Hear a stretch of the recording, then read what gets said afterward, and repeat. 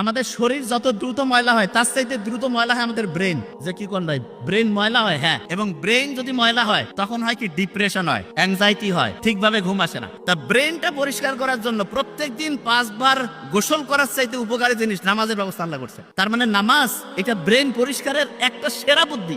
কিভাবে পরিষ্কার হয়? যে অবস্থায় আপনি আছেন শুকরিয়া আদায় করেন।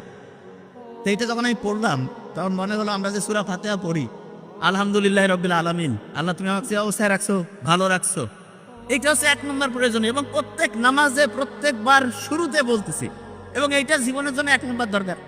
তার মানে নামাজ হচ্ছে আল্লাহর সাথে কানেকশন করার চাইতে আমার নিজের ভালোর জন্য দরকার বেশি। নিজে ভালো থাকবো কখন? যখন আমি চিন্তা করি যে আল্লাহ আমাকে তুমি যে অবস্থায় রাখছো ভালো রাখছো। আর দ্বিতীয় কথাটা কি দরকার, সেটা হচ্ছে মানুষ দীর্ঘদিন ভালো থাকতে পারবে, মানুষের ব্রেন সুস্থ থাকবে, মানুষ হচ্ছে উন্নতির দিকে যাবে কখন?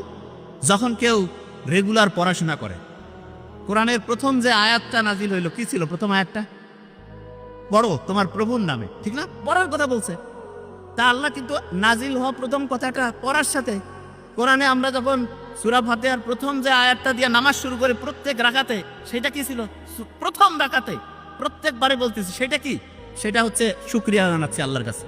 তার মানে মানুষের জন্য যেটা সবচেয়ে প্রয়োজনীয় আল্লাহ কিন্তু সেট করে দিয়েছেন। এখন দেখেন, অনেকেই বলে না যে আমি পড়ি কিন্তু আমার পড়া খেয়াল থাকে না, আছে না? স্টুডেন্টের এই সমস্যাটা বেশি তো। আচ্ছা, ছেলেদের মধ্যে বলবেন ঈদের নামাজ কারা কারা পড়েন, একটু হাত উঁচু করেন তো। বাকিরা পড়েন না? ঈদের নামাজ প্রত্যেকেই পড়ি। আচ্ছা, তাহলে ঈদের নামাজ যে পড়ি, ঈদের নামাজে রিয়েলি আপনাকে এবার হাত উঠাতে বলবো না, অনেকে ভুল করেন না, এদিক ওদিক তাকাচ্ছেন যে কি মানে যাবো নাকি হাত বাঁধবো, হয় না? 100% হয়। কিন্তু যখন আমি এই যে 5 ওয়াক্ত নামাজ পড়ি, এটাতে কি হয়? প্রশ্নই আসে না। কারণটা কি? কারণটা হচ্ছে, আপনি এখন বলতে পারেন যে ভাই আমরা তো ওই ঈদের নামাজ মাত্র সেরকম পড়ি নাই। আপনি হিসাব করে দেখেন, প্রত্যেক বছরে 2 বার করে আপনি ঈদের নামাজ পড়েন। আপনি যদি 20 বছর ধরে নামাজ পড়তেছেন, 40 বার পড়ছেন, কিন্তু তারপর আপনার খেয়াল থাকে না। কারণটা কি? কারণটা হচ্ছে ওই যে একটু আগে বলছিলাম, যা কিছু পড়ি 1 সপ্তাহ পরে 80% ভুলে যাই। আপনি ঈদের নামাজ পড়েন তো বছরে 2 বার, আপনার পড়ার যে টেকনিকটা, যে নিয়মটা, সেটা শর্ট টার্ম মেমোরিতে থাকে, লং টার্মে আর রিজার্ভ হয় না।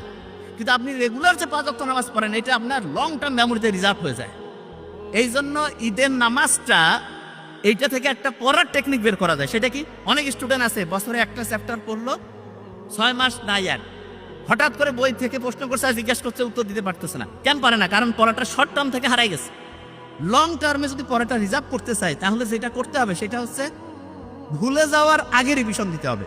আমরা যে নামাজ পড়ি, প্রত্যেকদিন 5 ওয়াক্ত নামাজ পড়তেছি না, একই সূরা ফাতিহার কমন দরকার কি? আল্লাহ তো কইতে পারতো যে দিনে 1 বার পড়বা, একটু করে পড়লে হবে। নো, 5 বার রাখছে। এই কারণে দেখবেন মুহাম্মদ সাল্লাল্লাহু আলাইহি ওয়াসাল্লামের একটা হাদিস আছে, দিনে যদি 5 বার কেউ গোসল করে তাহলে তার শরীরে কোনো ময়লা থাকে না। না, আমাদের শরীর যত দ্রুত ময়লা হয় তার চাইতে দ্রুত ময়লা হয় আমাদের ব্রেন। যে কি কোন ভাই, ব্রেন ময়লা হয়, হ্যাঁ। এবং ব্রেন যদি ময়লা হয় তখন হয় কি, ডিপ্রেশন হয়, অ্যাংজাইটি হয়, ঠিকভাবে ঘুম আসে না। তা ব্রেনটা পরিষ্কার করার জন্য প্রত্যেকদিন 5 বার গোসল করার চাইতে উপকারী জিনিস নামাজের ব্যবস্থা আল্লাহ করছে। তার মানে নামাজ এটা ব্রেন পরিষ্কারের একটা সেরা বুদ্ধি। কিভাবে পরিষ্কার হয়? ওই যে বিজ্ঞানীরা দেখছে, নোবেল বিজ্ঞানীরা, যে সবচাইতে ভালো কোনটা, যে শুকরিয়া যদি থাকে, আপনি যখন নামাজে দাঁড়ান তখন যদি এই শুকরিয়াটা থাকে আপনার মধ্যে, যে আমি যা কিছু করছি, যে অবস্থায় আমি আছি, আল্লাহর কাছে আমি শুকরিয়া, আল্লাহ আমাকে ভালো রাখছো, অটোমেটেড দেখবেন যে আপনার মনের যে দুশ্চিন্তা, মনের মধ্যে যে খারাপ অবস্থা, এটা আল্লাহর রহমতে নাই হয়ে গেছে। দেখুন, বিভিন্ন সময় অনেক লোক আছে না, এই যে রোজার সময় রোজা রাখে, অনেক সময় আবার অনেকে বছরে 2 দিন করে প্রতি সপ্তাহে সপ্তাহে রাখে। বিজ্ঞানীরা দেখতেছে আমাদের শরীরের যে ফাইটিং সিস্টেম আছে না, রোগ প্রতিরোধ ব্যবস্থা, এইটা ওই যে গাড়ি ওয়ার্কশপে গিয়ে পরিষ্কার করে না, এরকম আমাদের রোগ প্রতিরোধ ব্যবস্থাটা পরিষ্কার করার জন্য যতগুলো সিস্টেম আছে তার মধ্যে নাম্বার 1 হচ্ছে রোজা রাখা। তা আল্লাহ যে বলছে যে রোজা তোমার জন্য ফরজ করছি, আর এটার যে কল্যাণ, এটা যদি তুমি বুঝতা। বিজ্ঞানীরা এখন দেখতেছে না, প্রত্যেক দিন আমরা যে রোজা রাখতেছি, প্রত্যেক মাসে যে এরকম করে এক্সট্রা যদি রোজা রাখি, তাহলে আমাদের শরীরটা ক্লিন হয়ে যায়। তা এই জিনিসগুলো আমি এই কারণে বললাম যে আপনি ইসলামের সাথে যদি থাকেন, তাহলে আপনি সবচাইতে বেশি উপরের দিকে যাবেন, সবচেয়ে বেশি সেরা হবেন।